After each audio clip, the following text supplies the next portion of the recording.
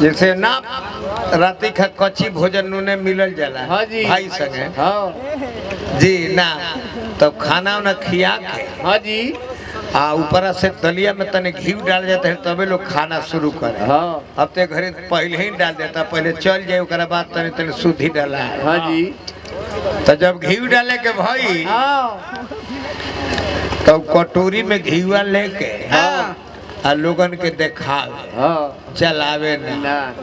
पूछलो जी ए बबुआ ये बबुआ घीवा डालो हाँ लेकिन चुप रहो। हाँ सुई साहब के राज रहे हाँ तो सुई में बोर के घी देते रहे। हाँ जी हम दर्शन साहब हैं, हाँ हमारा राज में खाली रवा सब घी देख ली दर्शन कर ली सुई साहब के राज में रवा सुई में बोरी बोरी घी ले ले बनी। ये दर्शन साहब हमें ये में खाली घी के दर्शन कली सब है।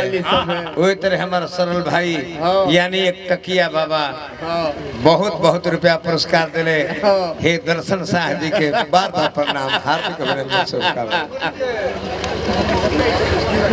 हमारा दिलीप पांडे जी आवा हो आई दिलीप बाबा एक को माला लो लोगे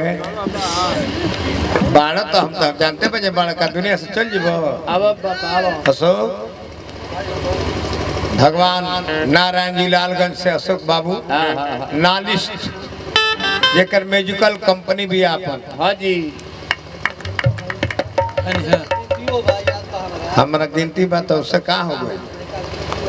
हाँ जी तो हम दो अब हो दिलीप जी अकेले हल्का होता है कहते थे अकेले हल्क होता नहीं आ जा तो ही नहीं पैड बजावे ला रे मर्द तन है पैड मास्टर के आगा केहू के घरी वैल्यू बा आवे है जा हम मुंह पर फोटो खींचा। ये हमारा दिलीप जी पैडिस्ट है। एक दिन हमारे संग चलन मन करते जब हम तने पैड पे एक दिन गौ नहीं गई 12 तारीख हवा के जा बना रहा बैठा बैठा इनाम कहे नहीं अब भोजपुरी के 6 गो विधा होला सब्जी हम गावतन तो नारदी विधा एगो बिरहा हाँ जी विदेशिया हाँ जी लोकगीत हाँ जी अब एक घड़ी लोकगीत नहीं खेरे गए ए लांसर साहब हाँ ओकरा जगह पे फोक गीत आ गए। कैसे अरे राम राम हम पूछनी एक आदमी से क्या हो आहो पहले लोकगीत गवात रहे चौपाल कार्यक्रम होते रहे बुद्धन भाई वाला हाँ जी 7:25 पर रेडियो से सुने में आवे हाँ बुद्धन भाई के कार्यक्रम में हाँ जी चौपाल कार्यक्रम होते है सुदर्शन साहब आदि हाँ भरत सिंह भारती जी कुलगावस लोग हरी जी आज ही कुल का हो गई बा हई लोकगीत हो कौन हमके वो कटहर के काट नियन ओठ भइल फाट के आवे बलम जी मुलायम कद चाट के माने ओकर बलमु कुकुर नानू हवे जे अपन घाव अपने चाट के सुखवा ले ले गलती ना न सकता महाराज सही कहता चले गोणाऊ पखाऊ जी ये हमने भोजपुरी के विधा है सब।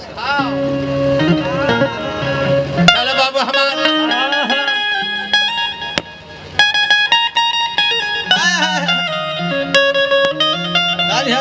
बड़ी पुराना लो है बबुआ जाना के नकल कैले बड़े हमारा का नाम हो गोलू गोलू राजा किया मामा लगवला पिया हो अरे महुआ लगवला कहे ना लगवला पिया हो। बाकी उनको से पहले विदेशिया के पार्टी में गवात रहे कि गावा में करवला पिया हो घर बैठवला अपने गईला राजा ये बाबू हाँ हमने के अशोक बाबू गावत नहीं हाँ करी सुमेरा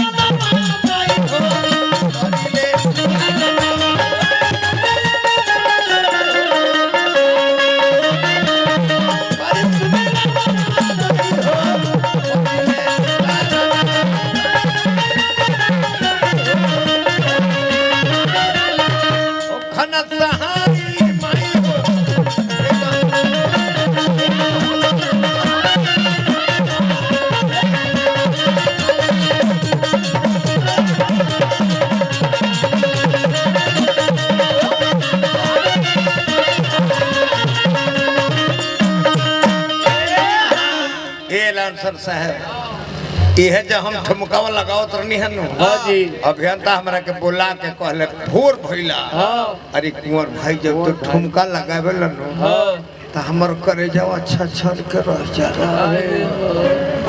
हमरो मन कर जे कूद कूद नचिती बाकी भगवान बाबू हमारा के गोड़े ना दे तब हम अपन श्रद्धा पूरा ली ले कैसे हम कहे कैसे पूरा भेल कैसे कहले कुर्सिया धली हिले आ कुर्सिया के बेटवा पर हारमोनियम ध के हम कई गाइले हो खाना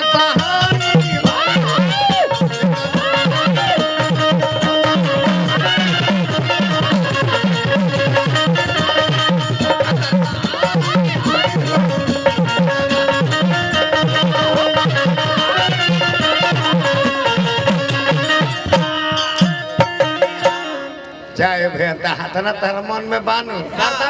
कुर्सी आयल बे कि ना भी अभी देखे आई तो मनो पर आते हैं कुर्सी ले आने सब है हाँ ना तो आधा घंटा झंझट कुर्सी खाते लगाई लगाई है जा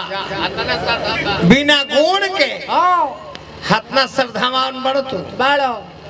जे नाचे लागत हाँ अगले जन्म में हाँ एक और संति हाँ तारा 4 गो गुण मिली चौपाया 1 2 3 4 चार चौपाया चौपाया हो जी बाकी हम ना कहब जे का बनबो हाँ गिरगिट बनबो कि बिचकुतिया बनबो हाँ कि बिच खपड़ा बनबो हाँ कि ओटनी बनबो हाँ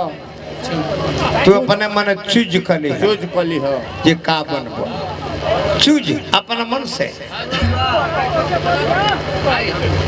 अरे काई हमारी भाई हो काई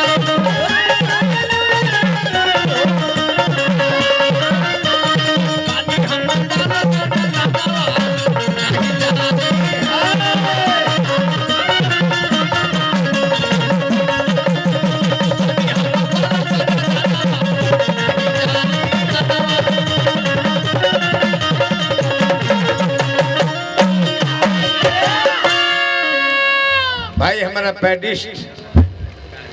हमारा अशोक म्यूजिकल ग्रुप के पैडिस्ट दिलीप थी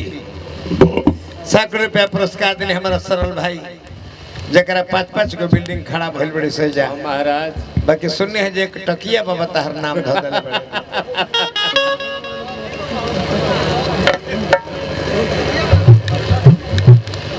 ना चलता हो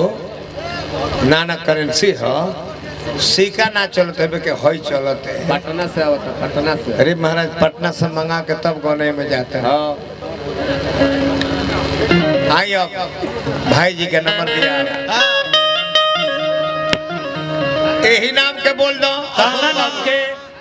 कि प्रेमा से बोली गए करे